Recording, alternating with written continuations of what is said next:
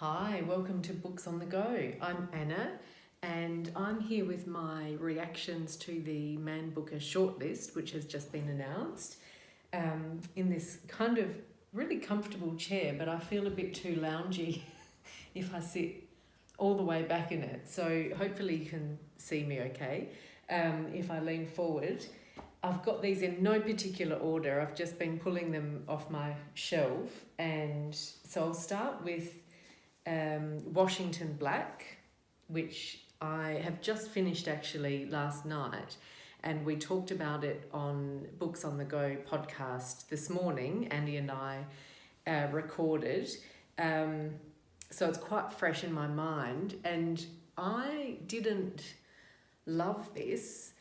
So I'm really interested to hear from any of you who did love it, and I know it's been quite popular, and just from BookTube, I've heard people saying they expected it to be in the shortlist, and they think lots of people will be reading it. So I'm really curious. I actually haven't read any reviews around it, but just would love to know what if there's something I missed. So it's the story of George Washington Black, who is a slave and on a sugar plantation, but then he gets taken in by one of the owners. His brother is a scientist who calls himself Titch, which is a name I just didn't believe in. So I struggled even from the sort of early stages with believing in any of this. I think that was my major problem.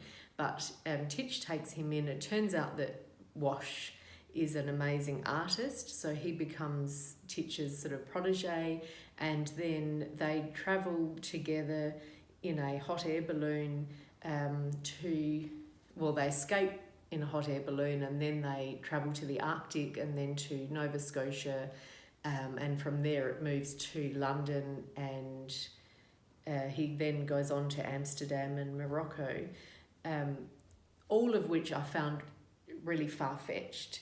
And I think we were talking about it today, and I sort of realised that if I read it again now, I would read it in a different way, as more of a fanciful sort of fairy tale, almost young adult sort of children's book,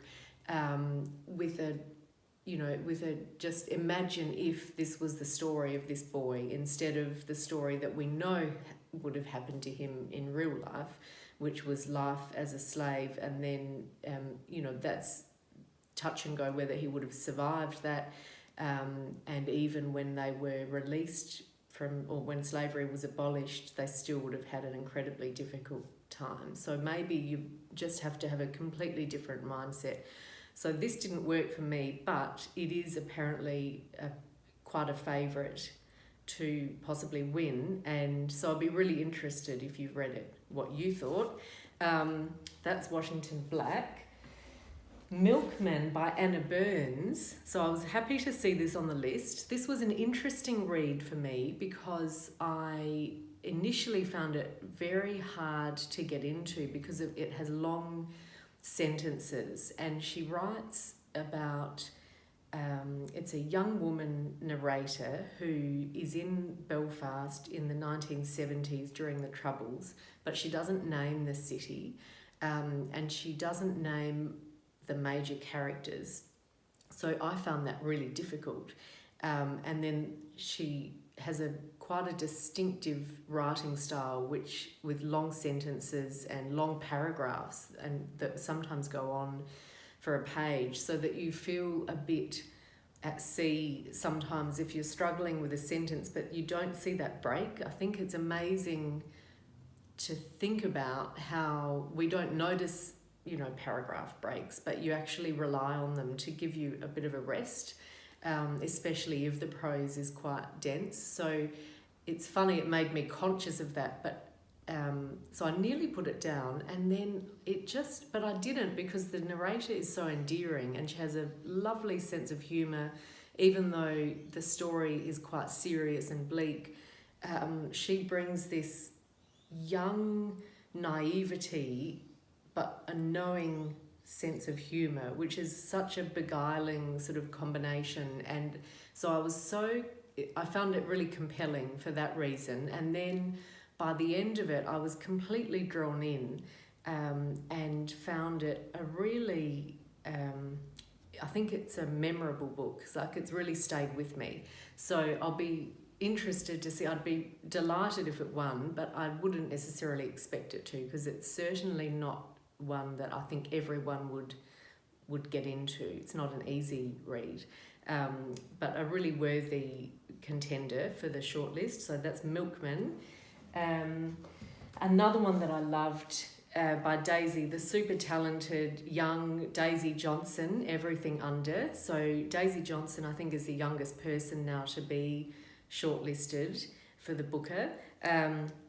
And this is a story of, now I read it a while ago, so the characters' names will escape me unless it's written in, Gretel, that's right, Gretel, and her mother, and they had a really interesting relationship, so that they're estranged at the beginning of the novel, but they have, she's found her mother again, so you know that they are, I think, living together now, but she then goes back to retrace what happened and how they came to be estranged, and they were living on a boat in England, I think near Oxford, and it has an earthy sort of sense of place and a weirdness that Daisy Johnson does so well, where some of the characters are quite quirky and things are fluid, but she just weaves that in a matter-of-fact sort of lovely way, and her language is really inventive. She's wonderful with, her writing has an originality to it, which I really like. So it's a little bit challenging, but really, again, memorable. So the characters are so strong and distinctive, and it's refreshing to have sort of strong women at the centre of the story. And it then becomes a retelling of a Greek myth, which I won't say which one, in case it spoils it, but it's just a really interesting, tightly pulled together book. So again, a strong contender. That's Everything Under by Daisy Johnson. And oh yes, The Mars Room by Rachel Kushner. So this is where we come to the end of the ones that I've read of the shortlist.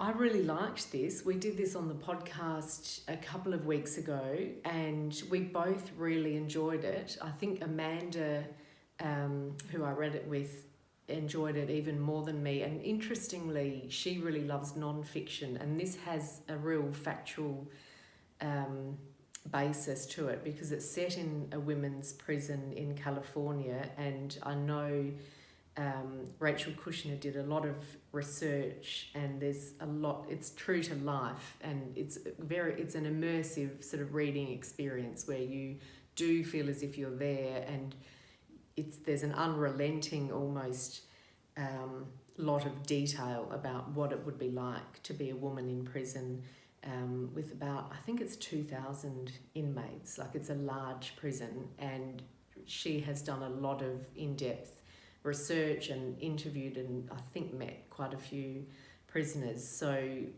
it was interesting that Amanda enjoyed that, because I think she really liked that factual detail, and it's a fascinating sort of subject, but I really liked that, although sometimes it felt a bit,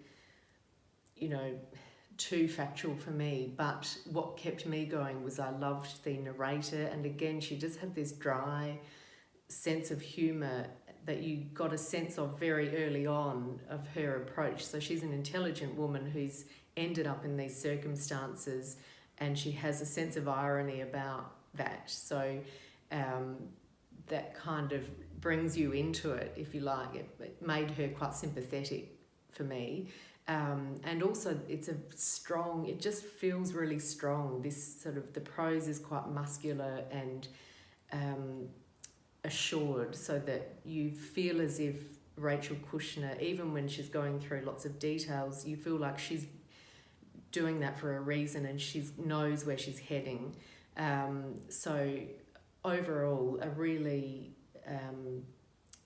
good read that we both, it's quite a page turner that we both really enjoyed. I don't know if I could see it winning, but we've been wrong already as far as the shortlist goes, which I'll come to, so don't take my predictions because I did pick Lincoln in the Bardo last year, but this shortlist, I don't really have a feel for which one would win.